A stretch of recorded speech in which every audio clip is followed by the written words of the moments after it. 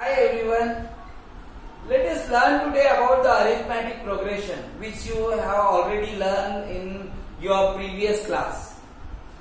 Let us understand what is arithmetic progression. A sequence A1, A2, A3 up to An is called arithmetic sequence or arithmetic progression.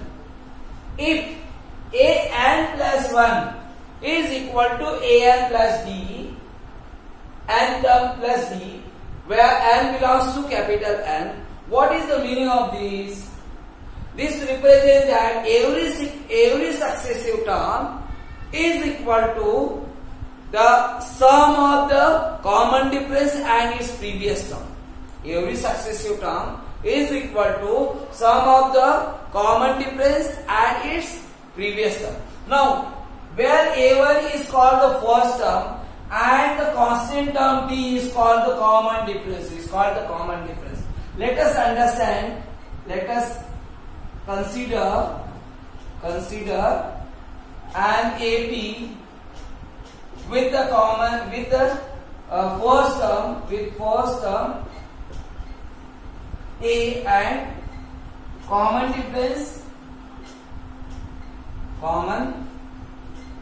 difference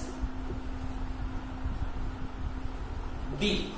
What will be this? If you are taking first term A, so it will be A. Then second term will be A plus D. Then third term will be A plus 2D.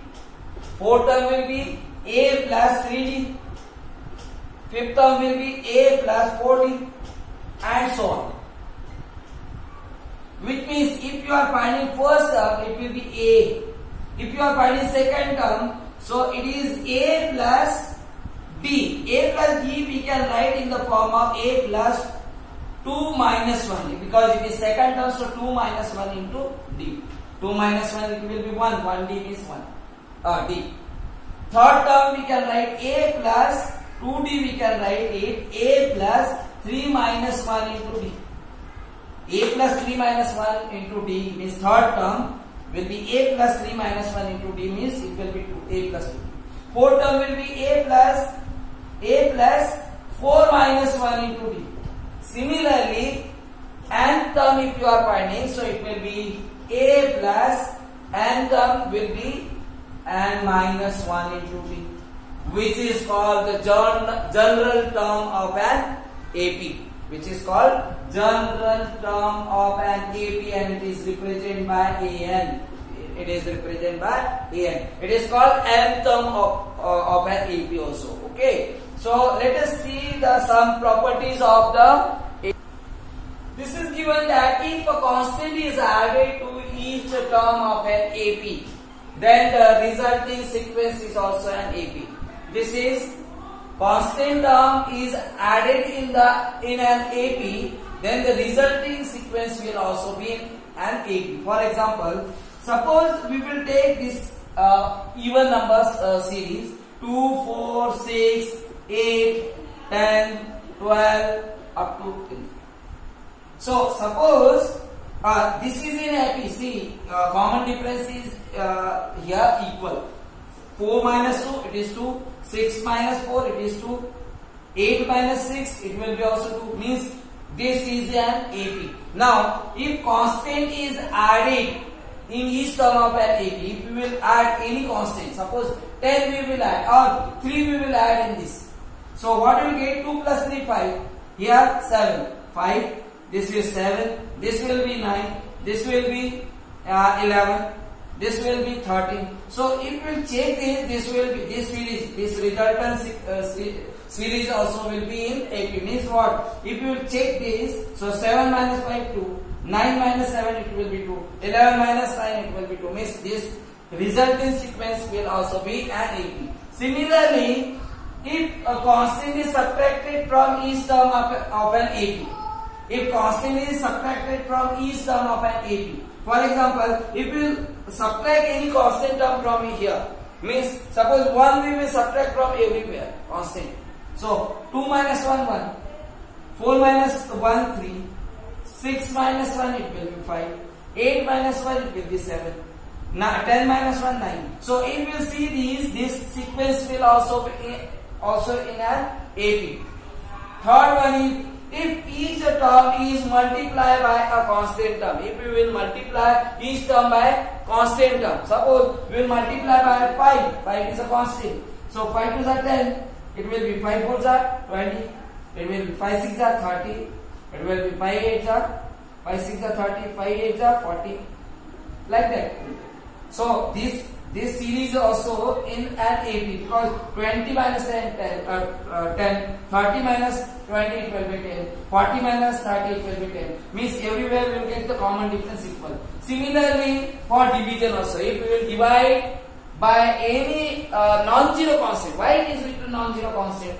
Because if you divide by 0, so you will get the not defined value. That's why it is written non-zero value. So let us take 2. If we will divide by 2, so it will be 1. This will be 2, this will be 3, this will be 4, this will be 5. Means here also we will get the resultant sequence in an AP. So let us see one example, which means AL you can write it. AL is equal to A plus L minus 1 into D. You can write it last term also. So last term L is equal to A plus L minus 1 into D. This will be last term also. It can be nth term is last term, whichever last term of the series, whichever series will be given.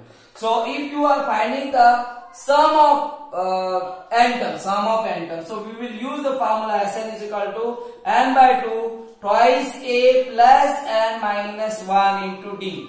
Or if you can write in the Sn is equal to, if you are using An, so it will be n by 2 A plus L also we can write. Okay, A plus L also we can write.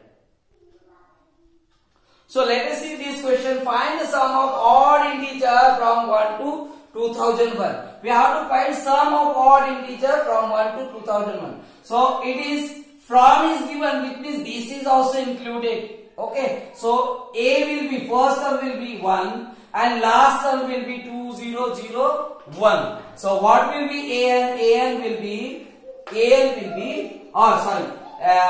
sum we are finding. So Sn is equal to n upon 2. But for by this formula only we will find the Sn. Sn is equal to n by 2 A plus L. Last term is given, so we will use this formula. But here two terms are unknown. Which one? Sn also and n also. So how will find n? By using An formula. So An is equal to, or L is equal to A plus n minus 1 into D. Which means L is given here 2001. So 2001 we will write here. A will be given here, A equal to 1 plus n minus 1 into D. D will be odd natural. Odd integers is written means the common difference always will be 2.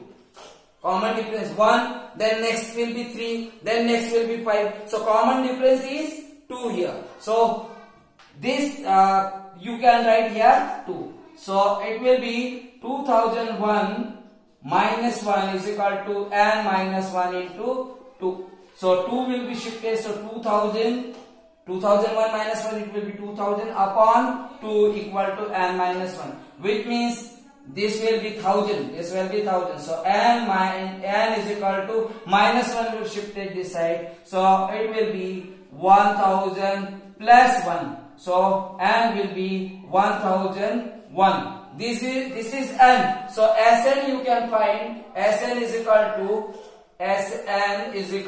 n by 2 means 1001 upon 2, and A plus L means what? 1 plus L. 2001. So it will be Sn is equal to 1001 upon 2 plus 2002, which means we can divide it, it will be 1001. So we can find the product of 1001 into 1001. So whatever product will be, that will be Sn. Okay.